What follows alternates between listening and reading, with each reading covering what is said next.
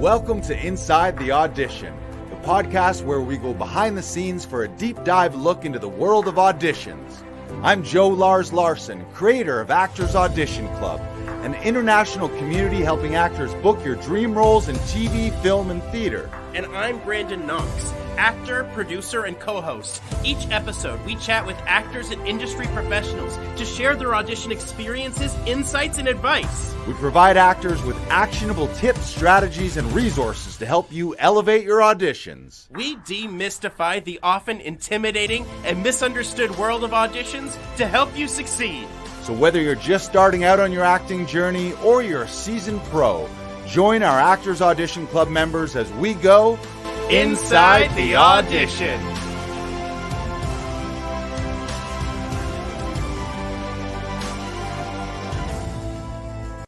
Well, hello, internets. Welcome to episode 154. We are here inside the audition. Where are we? We're inside the audition. Hello? Hello. Welcome. I'm joined today by the regular co-host, Brandon Knox, and our bonus co-host today, Erin Elizabeth Reed, who is one of our session directors in New York City. We got a great episode today, something that I'm really excited about. We're going to talk about my recent on-set experience shooting an episode of a TV show that I was a part of, which was an incredible experience. So we're going to get into that. And the reason that I wanted to make sure that Erin and Brandon were here is they were a big part of that in my preparation during the auditions and the callback auditions, and even while I was on set needing some extra prep. So we're going to break that down. I've been journaling about it and doing my own little debrief. So we're going to get into that. But first, we want to make sure to remind you, if you're watching this on Facebook or on YouTube right now, smash the share button, share it out with your actor friends, and you can interact and ask questions throughout the broadcast in the comments, and we will answer those questions and interact with you live in the show. So this is an interactive podcast here live.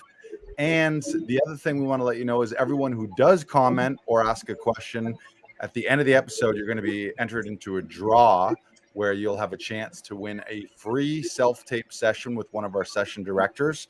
That's a value of anywhere from $49 to $89.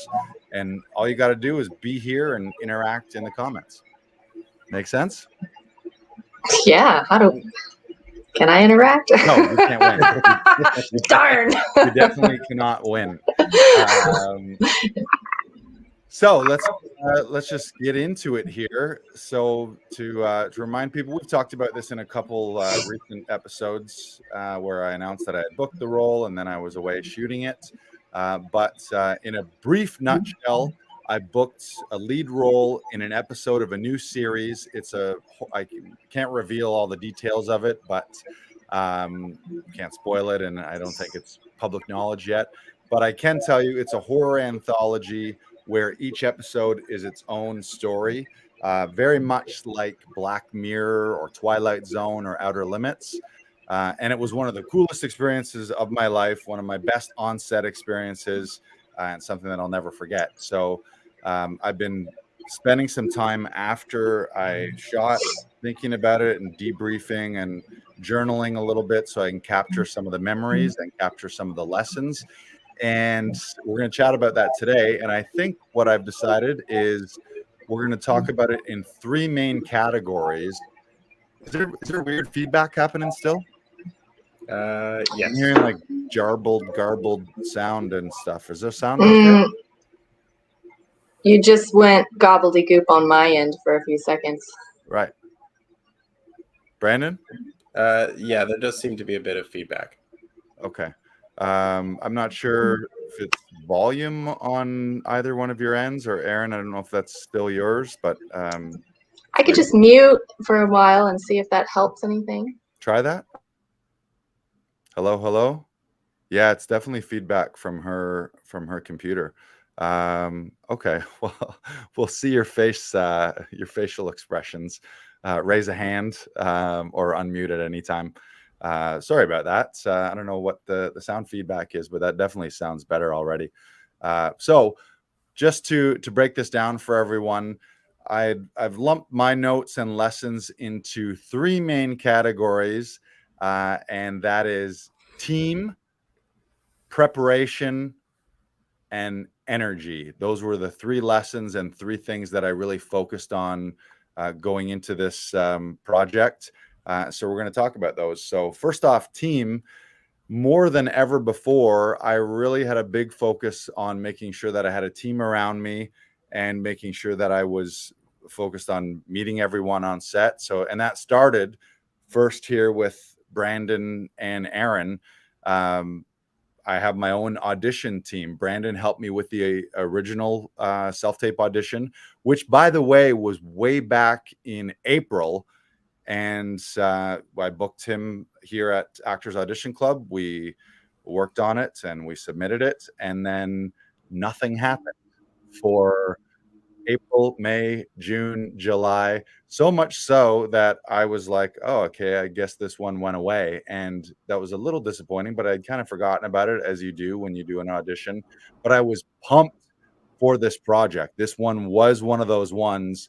We all know that every audition in your head really isn't equal. Some have more weight, or you resonate with different projects and different roles more. And this one, the second that I saw it, the character breakdown, that it was a new series, that it was in the vein of Black Mirror, Twilight Zone, Outer Limits. So it was just one of those ones where I was like, ooh, this is juicy. My character had a great arc.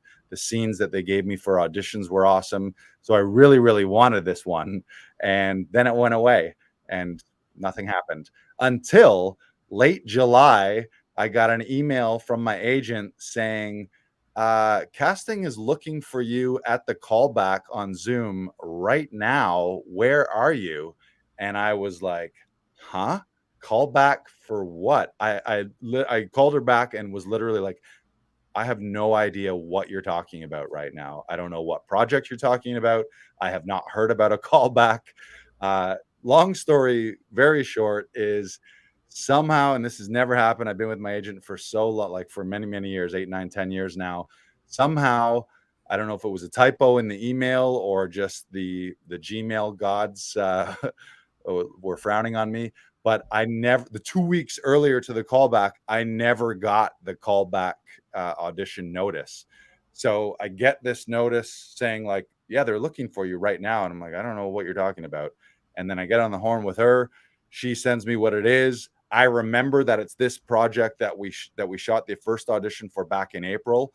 And my initial instinct is freaking the fuck out. I'm like, I can't fucking believe this. The thing that I wanted the most, more than anything recently, is like somehow I didn't get an email. Like, what the F? And this no shade towards my agent, because she didn't know what happened. I didn't know what happened. It was just one of those things.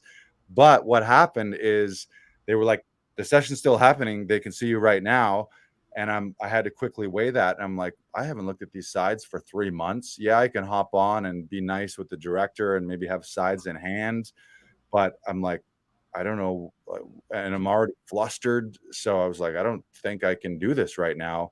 And then what made the decision to not do it, part of me was like, there was fear of missing out, where I'm like, I can't miss the callback. That's super unprofessional. But then in my head, I was like, if I go on now, I'm not going to be prepared. Even in the meet and greet, like part of callbacks and meeting the director is they get to know you as a human. But I'm kind of on tilt now. I'm kind of flustered. So I had to tell my agent, I'm like, you know what? No, I'm not going in a callback with 5-minute notice. There's nothing that I'm going to do right now that's going to be better than my original audition. I was like, ask them if we can reschedule or tell them to book me on my first audition, because there's no way that I'm going to be better right now with 5 minutes notice than my original audition, which was a hard thing to do and kind of not the ideal situation. But she got back to casting. They said, no problem. The director can see you Monday. This was on a Thursday. The director can see you Monday. No problem. And I also got the sense that they really did want to see me because they really liked my first audition. So they weren't willing to be like, oh, he didn't make it, then screw him. So fortunately for me, the casting director, the director, the production team, and my agent were able to all work it out.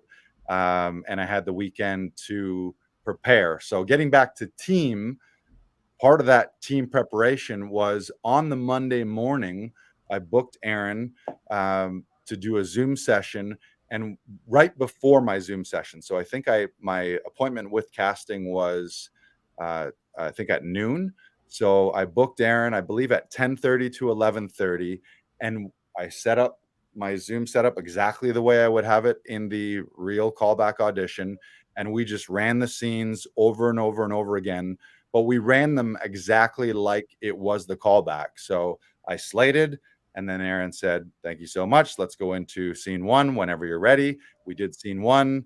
"Thank you so much. Let's move forward to scene 2 whenever you're ready." Did scene 2. "Thank you so much. Let's do scene 3." And we did that 5 or 6 times, just over and over and over again, drilling it. So I knew my beginnings and endings. And I had mapped out all my eye lines. I knew exactly my frame in every scene. And then, so we ran it and ran it and ran it and ran it. And then at around 11:30, I hung up. 11:45, I logged in, and I was hot. So, Aaron, you can unmute now. Just shout out to both of you for being a part of that. I'm really fortunate to more than ever feel like I have an audition team and that I wasn't auditioning alone. Brandon, for you in the first self-tape audition, and Aaron in the callback. And I think that's a huge lesson to everyone watching, is the level of preparation, and also the note of practicing like you play. There's no point half-assing your rehearsals and half-assing your preparation, because then when it's game time, everything's different. There's nerves and there's pressure and there's lights, camera, action, and crew and cast all around you.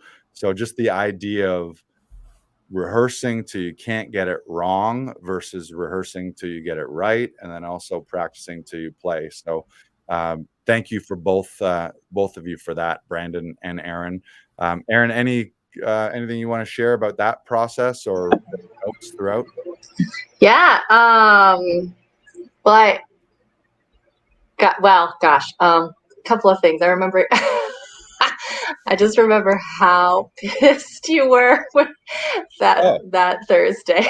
Oh, I was livid. I mean, I was like, not at anyone in particular, more at the universe. Initially, we've had a conversation about this the day after with my agent. I wasn't in the best mood after getting that note from my agent. It's never happened before.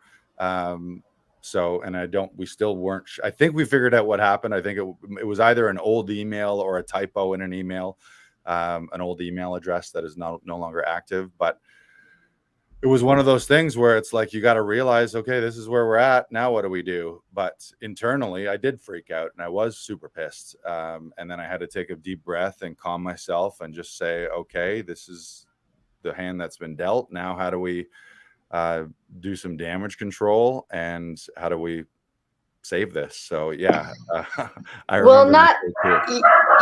Oh my God, the dogs. Hang on, sorry, Brandon. Why don't you take over for a second? I think that what this really goes to show, Lars, is that you're really starting to ask and fight for what you want. Like you took a huge risk saying, you know what, I'm not going to do this right now. If you want to give me some time, that's great. If you don't, fine. Right. And you really put it out on the table, like, I can do this if you give me the time for it. You have not, I have not received that time yet. And taking that is a huge step in your growth. And like, it's a huge testament to what you have become since working at the Todorov studio, and like graduating the conservatory, and like the years that you've spent throughout COVID and throughout lockdown and stuff, and the time that you've dedicated to your growth as a performer and your growth as a storyteller, which is a huge testament to you. So huge congrats there. And yes. And I've been watching the Todorov the 6-minute intro video a lot recently. And I just keep rewatching it and rewatching it and rewatching it. And the thing that I always come back to is the say yes to what you want, or ask and fight for what you want. and preparation plus commitment equal confidence in career. And that's what you did when you got the time. You said, okay, I'm going to do everything and humanly possible. You assembled this team. I remember very clearly your first audition for this, like taking the huge risk and making something that you were looking down the barrel of the camera, endowing the camera with that possibility and that importance, which really elevated your performance. And I also found like you're very open, but during that audition, you were incredibly open, and you were very much open to ideas and suggestions, and like it was a very strong give and take. And we found a lot of stuff in that initial audition, and it kind of goes to show like things come back. And I remember you talking about when you booked the Lou Handy job on Oh Yuck, and how you knew as soon as you auditioned for it, you were going to have a callback, and you worked on those auditions relentlessly until you got that callback, so that when you got there, you were above and beyond what you had started at. And it goes to show what you put into this, right? And how far you've come and how far you've grown. So kudos to you, Lars. Thank you. Yeah, and that so to loop back on a couple things, in making the decision to say no, I can't I think it was like 2:00 and it was 10 to 2, and their session was ending at 2, and they're like, if you can hop on right now, they can see you. And I'm kind of panicking. I really want it. I don't want to say no. I'm afraid if I do say no, I'm going to lose it. And then I just had to take some power back and empower myself. And the decision, really what it came down to, and I think this is a good check in all your decisions, is, am I making the decision out of fear or out of love or positivity? And in saying yes, I'll hop on right now, flustered with no prep time, haven't looked at the scenes in 3 months, that decision would have been made solely out of fear of losing the job, rather than from an empowered point of, yeah, I'm ready to rock, and I want to kill this one and do a great job. So I think all of us as artists, we need to empower ourselves, take back some of the power and agency and decision making, because there can be a tendency, because when you are auditioning, you're asking for a job to a certain degree, competing for a role, but at a certain point, you got to take your power back, and instead of being like, oh, please, please, please, please, please, it's got to be like, you got to draw a line in the sand and just be like, no, that's not going to work for me. I will happily audition, but the chips didn't fall the right way this time, and let's figure out how to do this properly. And the other part of that decision is, I just knew, I was like, okay, I can get on there now. There's some value in the FaceTime with the director and meeting people, like a meet and greet. But then I was like, I'm also totally on tilt and flustered right now. They're not going to get my regular positive outlook and jokey guy. They're going to get a guy that's kind of pissed off and upset and flustered. And then the final decision was, I knew they're not going to get I'm not going to do a better job than I did in my self-tape, where I had prepped and knew the scenes inside out, backwards and forwards. So it was just like, no, it's not going to work. And then that Lou Handy role that you mentioned in Oh Yuck, where I was in, I think it was 5 episodes as a recurring character in a kids comedy show. That one, I wanted the role so badly, because I loved it, and not really in a needy way, just in a, like, this is something that I want to do. So I want to get this. I did it. You're right. I didn't stop rehearsing. Sometimes you audition and then you just forget about it and let it go away. In that case, I auditioned and then I just kept rehearsing until I got the callback notice. Like, I just decided in my head, I already have this. I'm just going to keep rehearsing until the callback comes, or until the time I'm on set, because I know this role is mine. And it doesn't always work out that way, but that was the mindset in that case. Aaron, is your sound all right? You want to pop on? Yeah, sorry about that. I'm having my own technologically flustered day today. Yeah, so I missed some of what Brandon said, but what I wanted to chime in and say was that I did think overall you handled the situation so professionally in terms of rescheduling your callback. And I think that also goes a long way toward showcasing yourself not just as a talented artist, but as a collaborator who sees themselves at an equal professional level with the people that you're entering into this project with. And that's highly attractive to people on the other side of the line. There's we want our artists, our actors to claim ownership and say, hey, we're in this together. How can we yes and each other?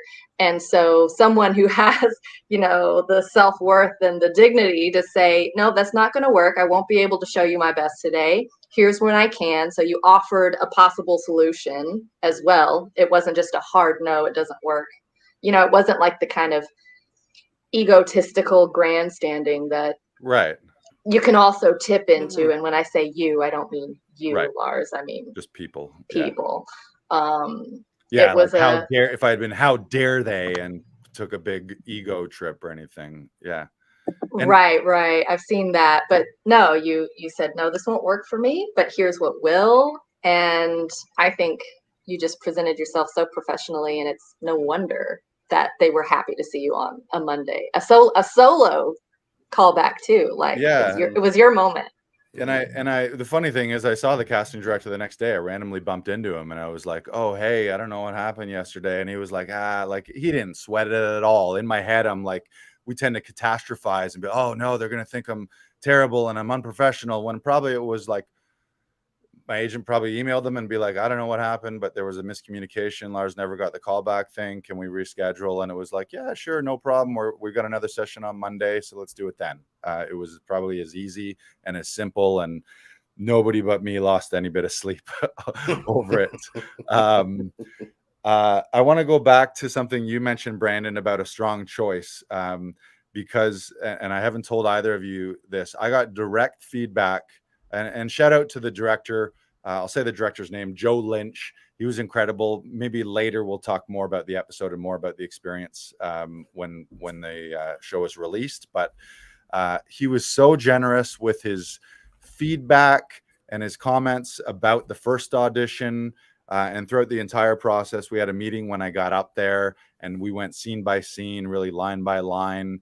And he was filling me in on and talking about my original audition. Oh, we really like what you did there, and we this part, and just making sure everyone was on the same page. But the two biggest things, and this is shout out to both of you, shout out to Tom Todoroff. I was so happy when I heard this. I wanted to call Tom.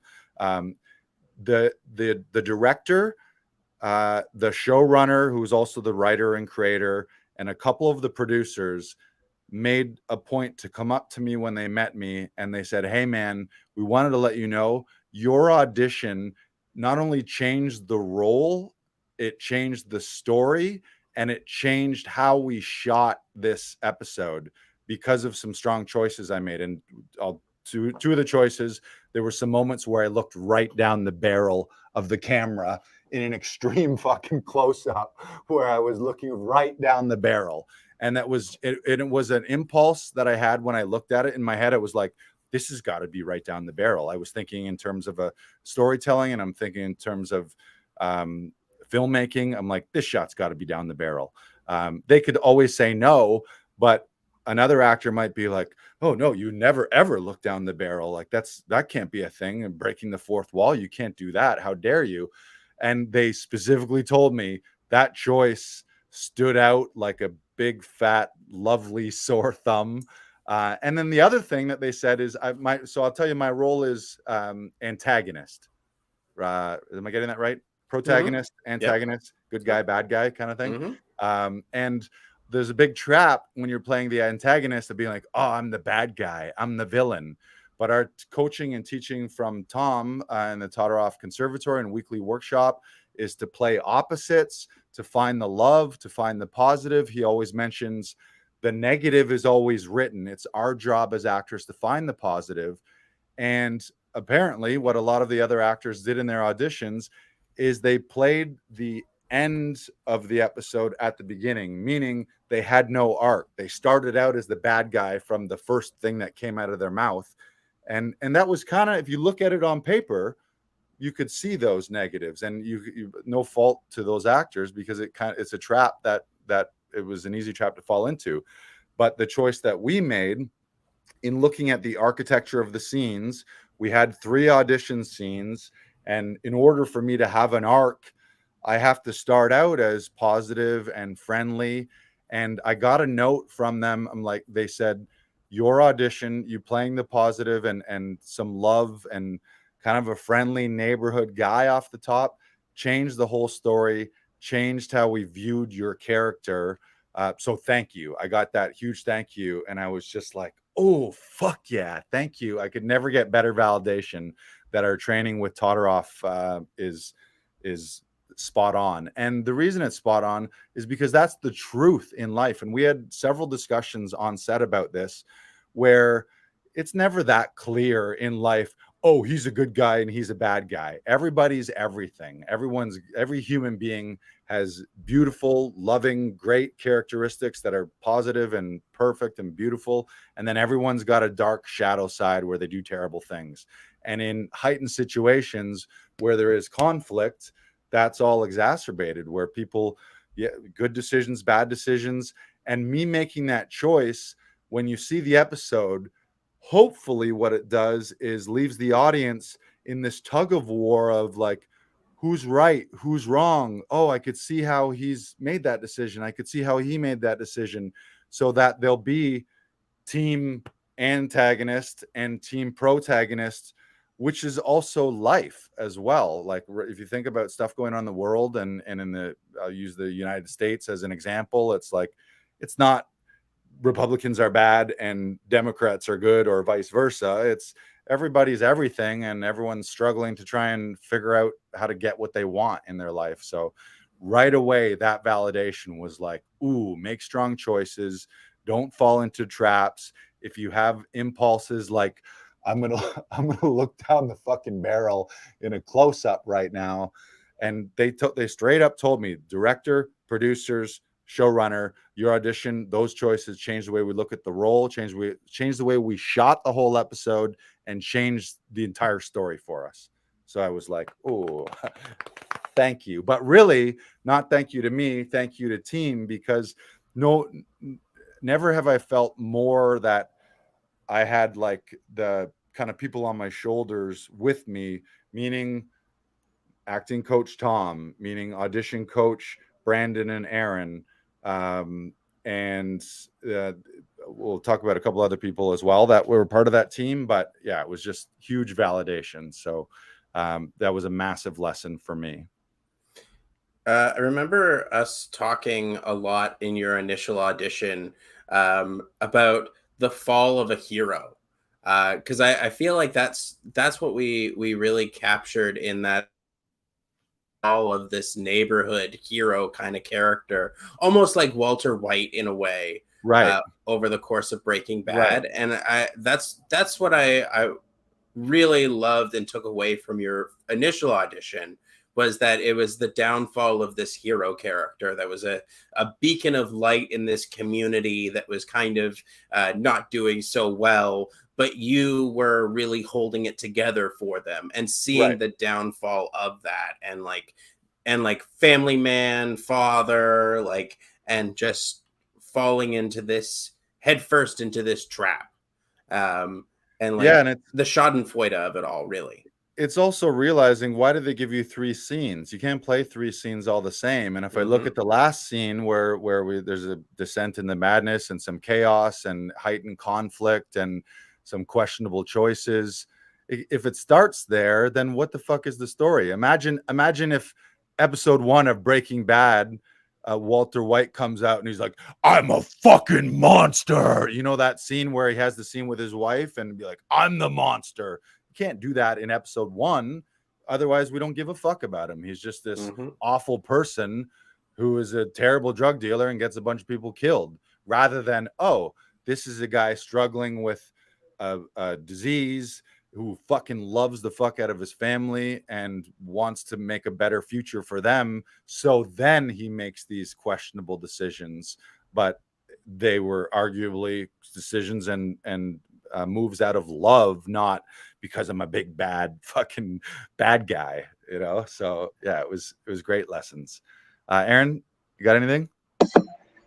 Yeah, so much. First of all, I'm so not surprised that they changed some of the way they shot it based on your audition and callback. That doesn't surprise me at all. What I am completely surprised that the showrunners and creators would have also like seen the role differently, because I'm like, does that mean they were actually falling into the same trap of oh, he's just a villain from the beginning? Yes. I'm like, yes. How can that be? Because we're all heroes of our own lives and stories, you know. Right. It's, I mean, honestly, I'm gonna tell a little tale on myself.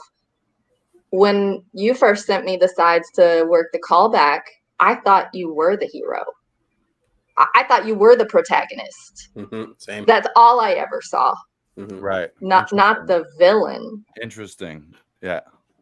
Right. So anyway, just like, wow, it's so interesting how we can be pulling different things from the same material. And can I just circle back to something from like the very beginning of this broadcast? You mentioned how when you first saw the breakdown in the role, how you instantly latched on, like, this is yours, and then so much time went by and you had heard nothing. And I just find it fascinating that a handful of the largest roles that I've booked in my career happen the exact same way. Right. That kind of instantaneous, I know it in my heart, this is for me, and then not hearing anything for months and kind of having that grace to like just dissolve your attachment to it, and then it comes back around at exactly the right moment for you, and in a surprising way. Yeah. And you killed it. And it sounds like your initial audition, because I didn't see it, but I know what we built on for the callback. So I know what you and Brandon put together had to be top notch. And then to hear all this post feedback from production, that you really stood out and were unique and were probably the top pick from the beginning. They could have booked you just from your audition. I did get that sense in the callback, and then in speaking to them afterwards, that those choices did stand out. So I was a front runner going into it, which is also the reason why I didn't choose to do the last minute callback, because I'm like, I don't think I can do anything but plant seeds of doubt in their head right now. Like, I'm not going to be better than the self-tape. So what's going to happen? I'm going to go in there frustrated. They're going to get a sense like, ooh, seems a little off. He's got his sides in hand, doesn't know the script, like isn't sharp. Like I knew it would be there. I knew it would come back. I could have been sides in hand and done an okay job, but it would look more rough than the first audition. And if they don't know the whole backstory of, oh, I just found out 5 minutes ago that I have a callback, then they're just like, huh, well, what, he seems strong, but maybe not. And circling back to something you said about dealing with adversity is, I always think about people who are late. And if you've ever been somewhere where someone's late and they come in and they're all flustered, oh my God, so sorry, I'm late. So sorry. I'm so sorry. I'm so sorry. I'm so sorry. So sorry. And then for like the first half hour that they're there, they're making it all about themselves and their fuck up, rather than just gracefully coming in and being like, hey, thanks so much for your patience. It was a bit crazy. I'm here now. And then that's the end of it. Or like take some steps to fix things, but don't make it a huge deal. Like sometimes people make a time, like they make mountains out of molehills by getting all flustered about things. When if it was on set, like say if you're on set and something goes wrong, you just got to take a deep breath and move on. Like you drop a line or you miss a mark, or if your shuttle was late to set or whatever, you missed a message from an AD calling you to set and you were a couple minutes late, if any of that stuff did happen, it's how do you respond to that is more important than the initial error. So I think there's a lot of lessons there too. So what else can we talk about? Oh, just to put a button on the strong choices and changing the role. At the end, the director wrapped me. He's like, all right, that's a picture wrap on Joey Freddy, the nicest bad guy ever. Which he was making a comment on the on-screen character, but also on the on my actual, like, as a human being dealing with people on set. So to wrap up this first section on team, though, I talked about like all the things I've learned from our acting coach, Tom Todoroff, all the help that I got from the two of you, all the help that I got from the director in the callback. Like, it was one of the most generous directors I've ever had in feedback and spending time. Like, even before we did those scenes on the callback, he was like, let's talk a little bit about the initial, your initial audition. He talked a little bit about the story in general. He talked about how we're going to shoot it, which is great. So he gave me a lot of great feedback. The other people that I want to shout out are Paul D'Agostino, who is a voice and speech coach with the Todoroff studio, who, because I was a member of the conservatory, I have voice and speech workouts online in recordings. So one of the things I did, and this will lead us into the preparation point of this, is every day when I was on set, I did a full 45-minute voice and speech workout with Paul D'Agostino, who I think Paul works at a couple other faculties as well, like prestigious university programs, and has worked perhaps on Broadway and TV and film stuff. So that was huge too. So I was like, okay, I've got my audition coaches, I've got my acting coach, Tom, I've got my voice and speech coach, I've got a director. And the other big thing that I made a real intentional focus on, and I believe this wholeheartedly, is filmmaking, more than anything else, is a team game. So when I went up there, I was very focused on learning everyone's names and actually interacting like a human being, like not treating PAs or even background actors or a driver as second-class citizens. And there's a trap there. It's like, it does feel fucking great when you're number 1, 2, 3 on a call sheet. You do kind of get treated like royalty. You got your own dressing room. You got people pampering you in hair and makeup before and tweaking your collar and just kind of treating you like this above person. But that, like, you fall into that and it can really fuck you up. So I made specific intentions from looking at the call sheets, meeting people. If by the end of day one, I didn't know people's names, at the end of day one, I was looking at the call sheet. Okay, key makeup person who I'm dealing with, that's her. Okay, key wardrobe. Okay, the sound guy. So that by the end of the set, I knew everyone by name, and thanking people too. Like, they come up, sound guy is coming, he's messing with your lav and putting your pack down. And every time I dealt with him, I was like, oh, thanks so much. That was great. And thank you. Like, usually they're saying thank you. So it's a very Canadian thing where it's like, thank you. No, thank you. No, thank you. No, thank you. But it is a team game. And part of that is I want everyone to feel like team. If they're feeling good about how I treat them, then they're probably going to do a better job they're going to be nicer to me. Like, there's a human element to that. You treat people nicely, they're probably going to treat you nicely back. They're going to be in a better mood, so they're going to do a better job. So that was really one big intention for me when I was up there. And by the end, I knew everyone's name. They're thanking me, I'm thanking them. And I heard someone, I don't know, it was a podcast I listened to, and they were talking about legacy. And a lot of people, there's a fallacy about legacy in that a lot of people think of the term legacy meaning, how will people think of you after you're dead? And whoever the speaker was like, no, legacy is not after you're dead. Legacy is what happens the moment you've interacted with someone and walk away from them, what you left, the impression that you've left with them right then and now, that's the legacy that they have of you, or that's your legacy in them. It's not 50 years from now when you're dead. So it was the idea of, I wanted to walk away from that set, whether it was cast, crew, background, so that if anyone ever asked me, or asked them, you work with Joey Freddie Larson, what was he like?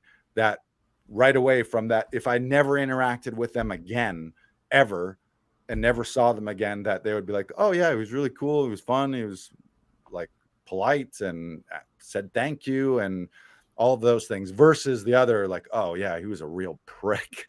Like, seems nice on the podcast and he's nice on interviews and press, but what a dick behind the scenes. So I think that's a great lesson for everyone. Remember that you're a team. And I don't really put myself above any other person on that crew. It's like, as actors, yeah, we're front and center and it's our close up and maybe it's our faces on the poster or on the streaming site. But the gaffer who set up the light and was busting his ass for 14 hours a day for 5 days straight, to me, that it's like, without him, then the whole thing would have been fucked up just as much as it would have been fucked up if I wasn't there as the actor, or if I dropped the ball. So just the importance of, it's a massive team that puts all that together. And as actors, it's a trap to think like, oh, I'm being pampered and it's my face, and so I'm more important than other people. You're really not. Yeah, it's very true. Like, you do have to treat everyone with a sense of respect, and that's what they'll remember you for. And that's a great way to put it, because we should all be treating each other as equals, because we're all just human beings.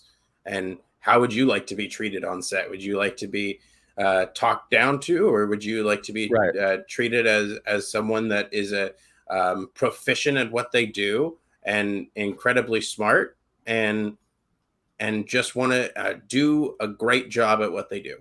Even background actors, like I remember when I was on background, and you're kind of huddled with the other background actors, and you see the people speaking over there, and they're talking to the directors, and they have lines, and you're just like, oh wow, that's really cool. And there's maybe an unspoken rule of like, not as background, you're not really interacting with the leads so much. But I made a point, if I passed one of them, or if I was back in holding at the craft table, I'd be like, great job, everyone, or that was really cool. Or even on set, there was a kid skateboarding by, and I was like, oh, are you a skateboarder? And he was like, no, I never skateboarded before. And I was like, well, you're killing it today. Maybe you'll be a pro skateboarder by the end. Like, that kind of stuff. Just remembering that, like, everybody there is a human being, regardless of their rank on the call sheet. And I remember that because I remember being the background person, and I remember looking at those people like, oh my God, like, who is that guy right there? And if any of those people had to walk past me back then and been like, hey, great job on that last take, even if it was just all I did was wipe frame, that would have like blown my fucking mind, where I would have been like, or something like, yeah, great job. Are you looking to be an actor, or like, stick with it? Like something as tiny as that, you don't know how that might pay off to a young actor or to a kid. So yeah, that was a big lesson for me. What else do I want to talk about? So we talked about team. The other big thing was preparation. We've talked about that. This role, I followed my audition checklist, and right from the get-go, part of the reason I really wanted this is I took the time to look up the producers.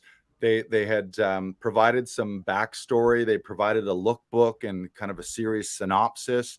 So I took all the time to go through that and do my prep for the audition, prep for the callback. From the time I booked the role, I booked you, Brandon, for a session. And then even while I was on set, one of my scenes was a phone call scene where it was just me on the phone. And so I booked Erin for a session where she just called me up from my hotel room, and I had been able to see the set, so I knew the lay of the land where I would be shooting this.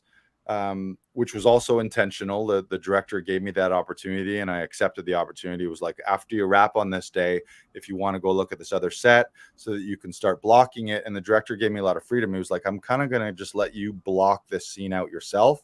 So if you want to look at the set, so you know the lay of the room that you're working in for the phone call. And then I just mapped that out in my hotel room. Okay, here's the window and here's the hallway and here's the bedroom. And then I was running the scene. I don't know, we probably ran it 5 or 10 times, Aaron, and just ran that and ran that and ran that, because I knew it was only going to be me on set for that scene. So it's like the whole scene rises and falls on me. And I'm really proud to say throughout the whole set, and this is a shout out to the whole team, the number of like dropped things where like actors dropping a line or missing a mark or doing anything, like really none of that from an actor standpoint. If we ever had to redo something, it was like it was a camera move that didn't quite land at the right time. It was timing issues, or maybe it was like a focus pull that because of where the actor was that time, they didn't quite get it. And there was one rehearsal before we were shooting where the other actor said his line. It was a group scene, and I had a moment of like, this is me, right? And then had to be like where I wasn't quite sharp on it once in a rehearsal. And even that one time in a rehearsal was like a check to me, like, don't do that in a fucking take. Like, and everyone was brilliant in a take. I don't think there was that. I can't think of a single take where anything was blown because of an actor not knowing his lines or not being prepared. There was one moment in that phone call scene where the showrunner had rewritten a line. He came over to me and was like, it's written this way, but I think that doesn't make sense. Let's change it to that. And in one of the takes, I reverted to the old one, but I caught it, took a deep breath, backed up to where I was, and then resaid the line the way he wanted it to be changed. So again, it was no harm, no foul. And because of that preparation with you, Aaron, we shot that one scene. He had 3 camera setups in mind. The director, he was like, we'll do it a couple times from here, a couple times from here, a couple times from here. And I think we did 3 takes from the first setup, 3 takes from the second. And he was like, I think we got it. I don't even think we need that third setup. So I got what I need. You good? And I was like, yeah, that last one felt great to me. Moving on.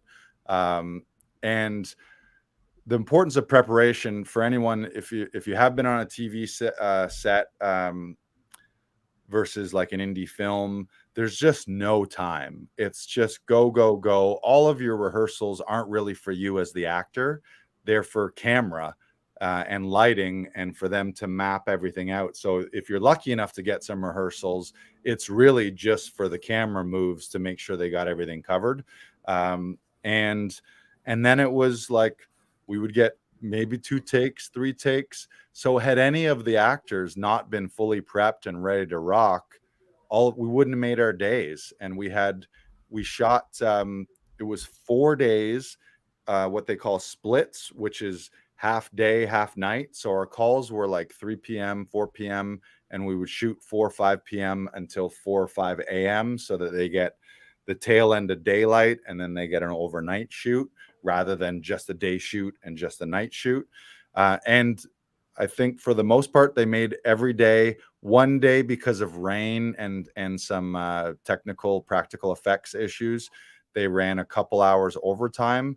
But other than that, it's just boom, boom, boom, boom, boom. So if you are not prepared and you're not ready to rock and know your lines, then you fuck everything up. And you actually, worst case scenario, could risk being fired if you're not ready and not prepared.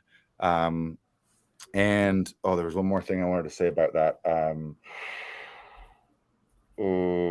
I spaced on it. Anyways, preparation, just the pressure. Yes, Aaron's raising her hand.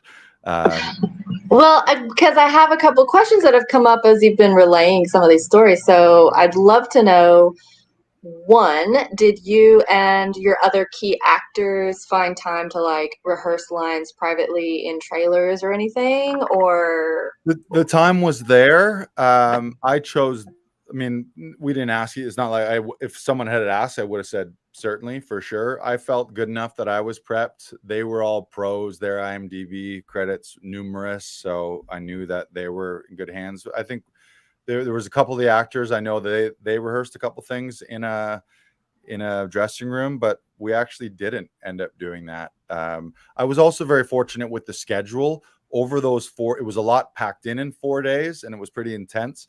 But all my stuff was separate. So like my 3 media scenes, which were the audition scenes, were all on separate days, and that phone call scene, which was a solo scene, was the very last day. And shout out again to the director Joe. In my pre-meeting, the day that I arrived, where I wasn't shooting, they flew us up there and check into the hotel, and you get settled and acclimatized. I had a nice hour-and-a-half long meeting, and one of the things he did is he showed me this is the planned schedule for the week. So right away I was able to map out, okay, I had the luxury of focusing on this scene first. Then once that one's wrapped, we can move on to this one and on to this one. And then I had little bits and pieces here and there that weren't really scenes that I auditioned for. But when we got the full script, I had a line here and a line there and some things like that. But no, but what I did do is I rehearsed every day. So I want to shift a little bit from preparation to energy. And they kind of overlap a little bit. One of the biggest challenges of being on set is managing your own energy, meaning your sleep, especially your food, just your own vitality, your rest, your water. And one of the hardest things is overnight shoots throw your body clock way out of whack. If you don't get sleep after those, then you're fucked for the whole week. I've had challenges in the past with food discipline on set. If you've been on set, craft services is a buffet of good and bad food. There's candy, there's cookies, there's coffee, there's every sugar thing that you could possibly have. And I'm a person in the past who's had issues with being able to walk by a bowl of chips and not grabbing a handful of chips or not grabbing a cookie every time I'm there. And I went into that week being very conscious. Part of this, another person on my team now is Francis Dufour, who's an actor and a fitness and nutrition trainer that I've hired to be my fitness and nutrition trainer. So we had a lot of conversations going in to the shoot on what I need to do, like making sure I'm getting my 7-8 hours sleep, making sure I'm hydrating like crazy and not overdoing coffee and not overdoing sugar, because I've done this in the past where every time I've walked by a table with a cookie, I grabbed a cookie and your blood sugar spikes and then it crashes. And then it's fucking 4 o'clock in the afternoon and you're falling asleep and you got to do this scene. And you're just, not only the scene, your just energy is going to be shitty dealing with people as well. So, so to look at that schedule, I was able to know, okay, were my calls. The nice thing is I never had any early mornings. So I had the luxury of sleeping in because we had a consistent schedule. But I'll tell you my schedule, I would usually, if we wrapped mid-morning, I was able to, and fortunate enough to get 7-8 hours sleep, which means I was normally getting up around some 10, 11, noon, maybe on the latest. But then I would get up, I would immediately go for a long walk. Like was getting my 10,000 steps in every day. On that walk, I was listening to my morning routine stuff, some positive affirmational type podcasts. And I would also be running the lines. So I would be running my lines, saying them out loud, getting them into my body. And then I would come back to the hotel. I would get a little food in me because it's great. You got all the food you want on set, but I got to figure out what I'm doing at the hotel. So the first day that I arrived, I went and got some healthy food. I literally I found this like wholesale grocery store. I bought a 2-kilogram chunk of chicken breast, cooked chicken breast. Like when you go to a deli, they put that giant piece of meat and then they slice pieces off. I literally bought a 2-kilogram thing of chicken breast. And I bought some yogurt and I bought some like energy bars, healthy type stuff. The hotel had a breakfast, but it was like classic hotel hours where it's like 6 a.m. to 9 a.m. and Like I'm not never going to be awake for that. There was a few nights where I got an omelet at the breakfast at the hotel when I was returning from set before I was going to bed, which was nice. Nice. But just being very aware of hydration, sleep, and eating. There was a gym in the hotel, so on the days that I was scheduled to work out, I usually work out like every second day most days. I was able to go get a light workout in at the gym. Nothing crazy because I didn't want to destroy myself or injure myself, or 2 days later not be able to move my biceps because I blasted them so hard. But a light workout, and then I would go back to my hotel room. I would queue up Paul D'Agostino's voice and speech workouts from the Todoroff online archives. I would do a full 45-minute voice and speech workout, like awakening my body. His technique is he's a hybrid of Alexander, which is a lot of the body stuff, and then Linklater, which is releasing and freeing the voice. So I would do a full voice and speech workout. So I was feeling great. My body was activated. I was energized. I was stretched. I was super relaxed, had no tension. My voice was warmed up. I'm sure the hotel maids were like, "What the fuck is happening in there?" As I'm going like, hotel maids don't ask questions. Yeah, right. Yeah, right. Actually, fun fact: one of my other castmates, Johnny Gauthier, as it happens, when you're on set or when you're on vacation, you get other audition requests. So he had to shoot a self-tape in his hotel room, but it was a really intense scene where he was like, "What the fuck do you want? Give me the fucking money. Give me the fucking money." So they actually got a knock on the door like, "Is everything okay there?" And then had to put a note on the door like, "Actor rehearsing, everything's okay." Because there wasn't a lot of soundproofing in those hotel rooms. So and he's lucky they didn't call the police. Right. Like they gave him it was intense. Like it was like a drug dealer scene or something like that. So give me the fucking money. I'm gonna fucking kill you, you motherfucker. But yeah, this is just what I want to say. And the reason I was intentional about the preparation and my routine and energy is because I've been on sets in the past where I didn't do that. I was undisciplined with my eating, with my sleep, guzzling sugar and coffee, and then by the end, but I wanted to be like, if I was to do this every day, I got to do you have to have a routine that's sustainable always, not just, oh, I can go hard and destroy myself for 4 days and then I'm a fucking wreck when I get back. But if all of your dreams came true and you booked a lead role in a movie or in a TV series where for 6 weeks or for 8 months, you're on set 5-6 days a week, if you don't manage your energy and your schedule, you're going to be a wreck. And so I was like, it was a test for me to and I'm not saying I've always been like that, as I've been terrible with eating and energy on set before, but I went into this, I was like, no, I want to up level my professionalism and get to the point where if I was doing this every day for the rest of my life, am I going to get out of shape? Am I going to not sleep? Am I going to become a diabetic? Am I going to like fall asleep on set or stop dropping lines because I'm not sharp energetically? But I was able to maintain that.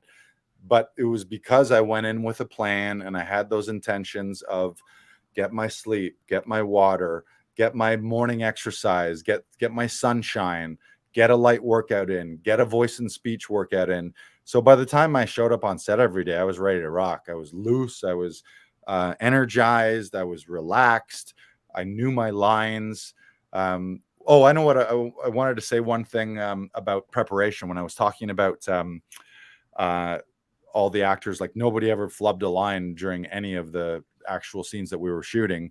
And I heard I don't know what it was on, it was a podcast or something. I heard someone say, he's like, I know we're in trouble if on set an actor asks for his sides because he needs to look at lines. And that was a good lesson. I've done that before where I had my sides in my back pocket and I'm kind of like looking at them, and that's okay to check something or to see where you're at. Sometimes it's kind of confusing on set, be like, what are we actually shooting right now? Because they move so quickly. And sometimes you might do a master and then in another take, you're not starting at the beginning of the scene, you're starting halfway. So you might want to check sides. But I remember a director saying, he's like, I know we're screwed if too many actors are asking for the sides, meaning know what you're shooting, know the scene inside and out. So if someone says, oh, we're starting scene 117 from this line, in your head, you're like, okay, I got it. I know exactly where we are. Anything you guys want to say about energy levels, routines, preparation? Yeah, I think it's really great to have a plan and the intentions like you did. I think it also just speaks to the importance of having healthy, sustainable routines just for your life. You Right. know, not.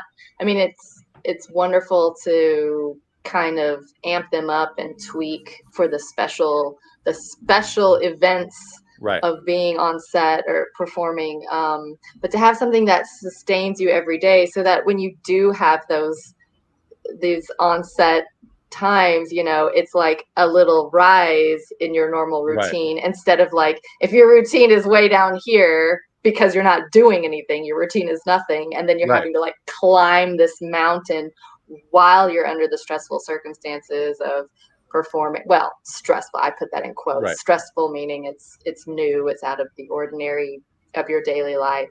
It just makes it that much harder to stay true to what you would like to be doing. And I'm a big proponent of voice and speech that should be worked on every day if you're an actor or performer, not just your on-set days. True. But kudos for you for doing it and being intentional about making that choice to really go all in. Because relaxation and looseness is the thing. If you're not comfortable, then you can't perform at your best. You know, you never see a professional athlete like going in cold on the court or the fields.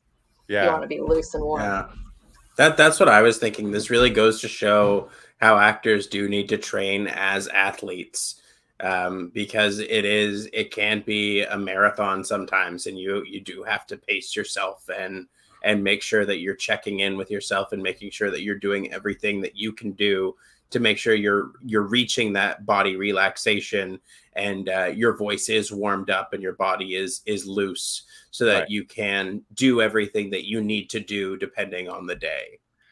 Yeah, because if I didn't do that, maybe I'm not warmed up and relaxed till halfway through the first scene, but then that's gone. We already shot that. So if I'm tight and tense or my voice wasn't there, then it's already gone and there's no opportunity. And then when I would see that episode come out, I'd be like, oh shit, we kind of fell flat on that scene because I was still half asleep or hadn't warmed up. Like, and I'm totally guilty of this before joining Tom's studio. Is I used to think I didn't know what I didn't know. That was part of it. But voice and speech work, like, what do you mean? I know how to move my body. I can speak. Like, you you take it all for granted and think it's easier than it is. But if you're an actor out there, and before your auditions and certainly before your performances, and best case, as Aaron's mentioned, every day, you got to be doing that. Your body's your instrument, and the difference is night and day. Like how I feel after a voice and speech workout, my relaxation, you got to remove all the tension from your body. We hear the term tension masks emotions. If you're tight and tense, and sometimes you don't even realize that you're tense until you go through a full voice and speech workout and you're like, oh, I'm like clenching my butt, or my stomach is all tight, or I'm holding tension here up here in my vocal cords or in my face or any of that stuff. Like, it is night and day. So if any part of you listening or watching this is like, I have never done a voice and speech workout before an audition, do it. You'll feel way better. And now when I don't do them, I do feel off. I feel weird. I feel like I'm not ready for this, versus full relaxation and a free voice and just feeling good. That's a huge up level if you add that into your routine. And check out Todoroff Studio too for that, because that's one of the great things about their acting classes is every acting class begins with an hour voice and speech workout, because why would you be acting if you're not warmed up and your voice isn't warmed up? So, and that's something I learned in the very first time I ever took a class with Tom, the intensives, when he was doing in-person stuff here in Toronto. It was Deborah Joy, who's a Toronto Canadian based voice and speech teacher. And I looked at the things that we were doing and the people doing them as like, you guys are all fucking crazy. This is ridiculous. Making weird noises and weird shapes and doing all these weird things. And really, it was just because I was ignorant of it all and I was kind of afraid of it. And I was self-conscious of like, oh, I'm making all these weird noises. And that came after I'd already been doing stand-up and sketch comedy and doing all these wild, big, crazy things already. And that I remember that first voice and speech work. I'm looking like, I don't know what the fuck is happening here. This is weird. And now I love them. It's great. So we talked about teamwork. Again, to reiterate, so I was so fortunate. I really did feel like acting can be a lone wolf thing. Stand-up can be a lone wolf thing. We're all on our own journeys. But man, does it ever feel better when you know that you're not there alone. So thank you to both of you as my audition coaches, to Tom as my acting coach, to Paul D'Agostino as my voice and speech coach, to Francis Dufour as my fitness and nutrition coach, and then to the entire team, everyone on that set. It was one of the best sets I've ever worked on. Everyone was positive. There was, aside from rain, there was really no drama. Like there was no egos or attitudes or negativity, or at least not that I saw. And that was cast and crew. It was a fucking dream gig. So fun.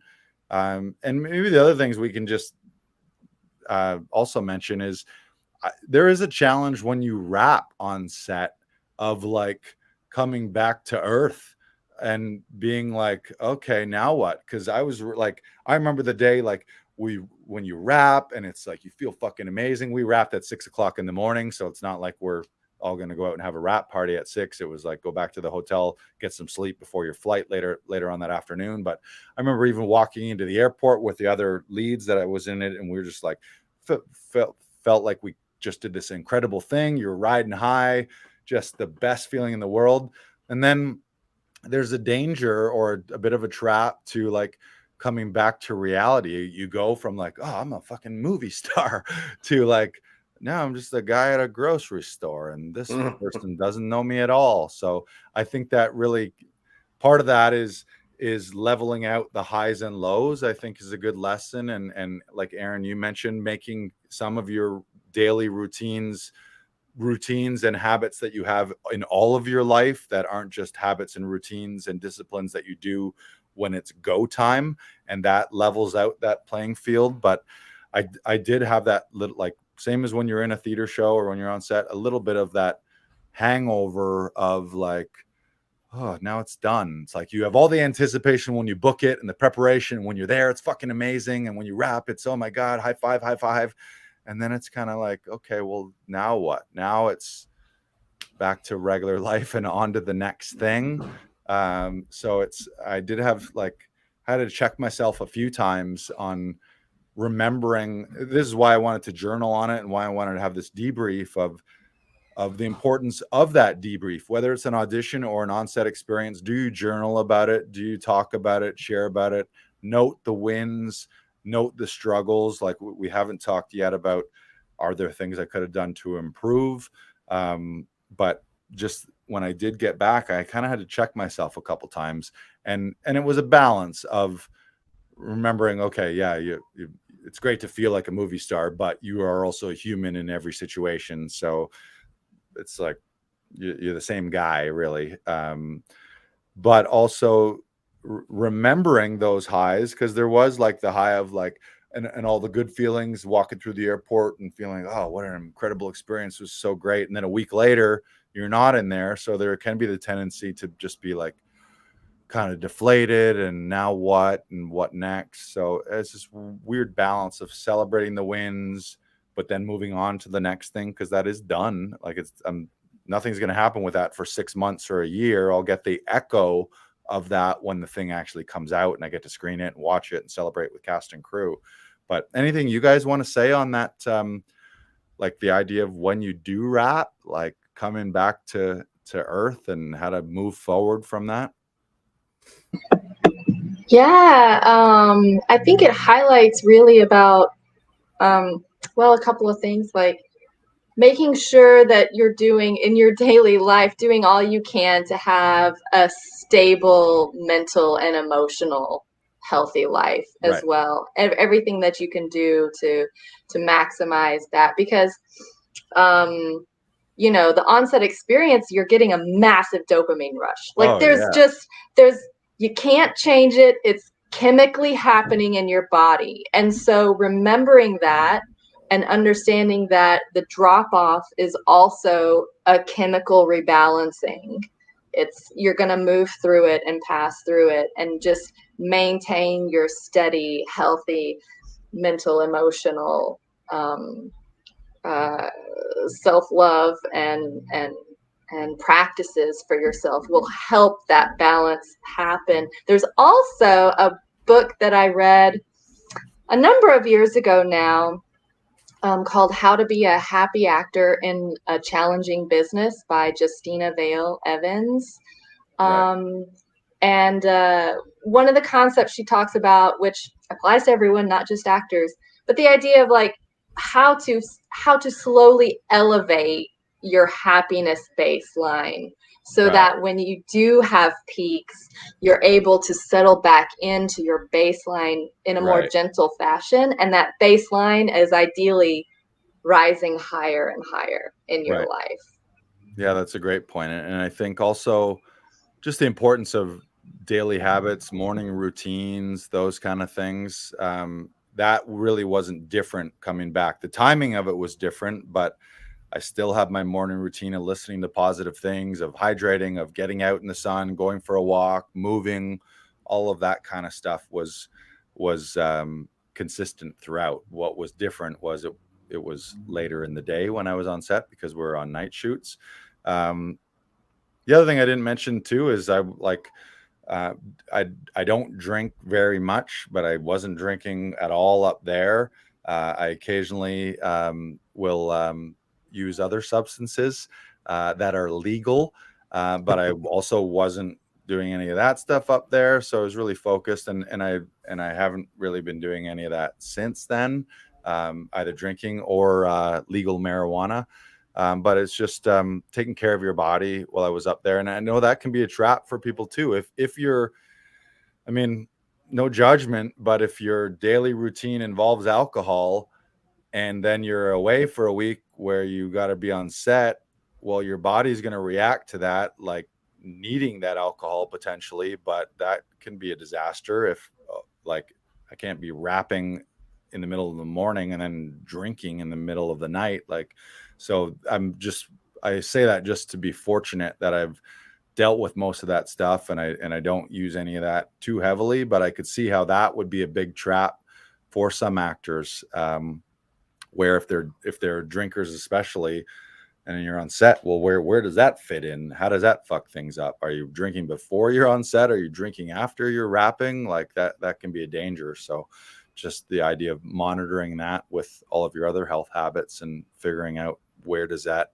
safely and healthfully fit in. And maybe it doesn't when you're on set. Yeah.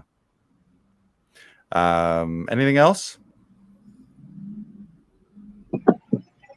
All good shouts. There's so much more we could mine, Yeah. but thank you. I just want to say thank you for sharing so openly your process from, you know, first audition notice through rap day and beyond. I think it's really insightful and helpful for Great. others to just open up this box and share your experience. So it's been really cool to live through the journey with you again. Yeah, and thank you to both of you. I did feel the whole time that I had you guys in my corner and that I wasn't there alone. So kudos to you guys for all your support. And that's really what the team and the community that we're building here at Actors Audition Club is, to create a scenario where you're not feeling like you're auditioning alone. Instead, you're feeling like, oh, this person cares about my audition as much as I do. They're rooting for me. They're in my corner. They want the best for me. And that is how all of us treat auditions with our clients here. So if you're looking for that type of community, then you can go to laughingvikings.com/AAC. You can enroll as a member for just $1, and that will include your first audition session. So you can essentially take us for a trial test run and get your first self-tape audition session for $1. Again, that's at laughingvikings.com/AAC. And yeah, I wanted to share all this. We always talk about auditions, and that is the focus here at Actors Audition Club and on the podcast Inside the Audition. We are very audition focused, but what happens after the audition? You get on set, and hopefully my thinking with this is to drill in some of the lessons to myself by saying things, then I reiterate them to myself, to you guys, but also to our listeners, so that if you've learned some of these lessons, you don't make those mistakes. So the first time you book a big thing, you don't go up and your energy's all out of whack, or you didn't get sleep, or you didn't prepare, or all those things. So hopefully you don't get fired and you have a positive experience when you're on set, because the idea is we want to do this over and over and over again. And if it's a negative experience or something that physically hurts you, you're not going to be able to sustain that for long term. So we'll do a part 2 hopefully sometime in 2024 when this episode comes out. I would also love to have my castmates from the show and the director Joe Lynch. Hopefully we'll be able to get him on in the future too. But again, it was a dream experience. It was like honestly one of those things that and I'm fortunate to say that I've had many of these in my career so far, but one of those things where it was like, I'll never forget that experience, and I'll never forget the entire cast and crew, and I'll never be able to forget it because it'll be ingrained in film somewhere or digitally ingrained on some platform as well. So, and now it's on to the next one. So it's what have you done for me lately, really? So yeah, we got to go out and get the next one. And fun fact, I do have a Zoom audition tomorrow morning that I recently got from my agent Bella. So it is on to the next one tomorrow morning. So yeah. All right. Thank you guys. Thank you, listeners. Make sure to follow, subscribe on whatever podcast platform you're listening to. And if you enjoyed this, share this out with your actor friends. And of course, anytime if you've ever got questions or comments, or you want us to address certain situations, feel free to ask questions. Hit us up on Instagram at Actors Audition Club, and we will answer your questions and address them in a future episode. All right. Have a great week, everybody, and we'll see you next Wednesday. Bye-bye.